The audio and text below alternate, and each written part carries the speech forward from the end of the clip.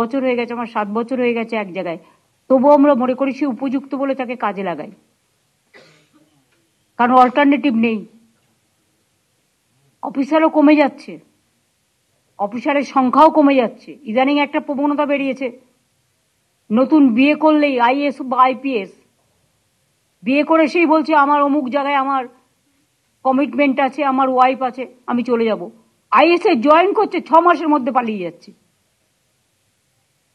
এদের তো জয়েন করা উচিত নয়।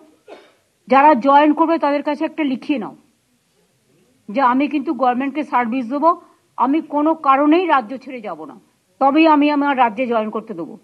আর তা নাহলে যারা এক পা ওখানে ফেলে কাজ করতে আসছে এবং 6 মাস বাদে চলে যাচ্ছে, আমার অফিসারের কোটাটা চলে যাচ্ছে, ফলে সেই অফিসারটা আমি পাচ্ছি না, ফলে আমার জেলাগুলো যে ভাগ করব, কাকে দায়িত্ব দেবো? আমার অফিসারদের অভাব হয়ে গেছে, এটা তোমাদের বুঝতে হবে। আগের গভর্নমেন্ট অফিসার বাড়ায়নি, আমরা তাও অনেক বাড়িয়েছি। এমনকি WBCS WBPSরাও এখন অনেক সুযোগ পাচ্ছে কাজে, তাদের অনেক প্রমোশনের লেভেল বাড়ানো হয়েছে। সুতরাং আমি সবার ক্ষেত্রেই বলবো যে একটা কোনো জায়গায় একটা গণ্ডি থাকা দরকার, যে লক্ষ্যের গণ্ডিটা কিন্তু পেরোনো যাবে না। উই আর নট, কেউ যেন আমাদের টেকিং অ্যাজ ফর গ্যারান্টেড এটা যেন না করে। আমি এটুকু বলে সবাইকে অনেক ধন্যবাদ যারা কাজ করছেন। এক একজনকে 2-3 জনের কাজও কখনো কখনো করতে হয় জরুরি অবস্থার সময়, জরুরি পরিস্থিতিতে।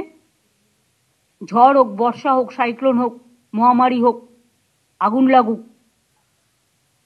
অতিমারী পরিস্থিতিতে আপনাদের সকলকে আমি অনেক ধন্যবাদ জানিয়ে, আর যদি কেউ কাজ না করে থাকেন তাদের দিকে নজর রাখুন, তাদের বলুন বেটার বাড়িতে তারা বিশ্রাম করুন।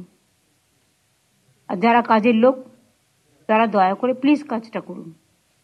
Thank you so much, thanks a lot.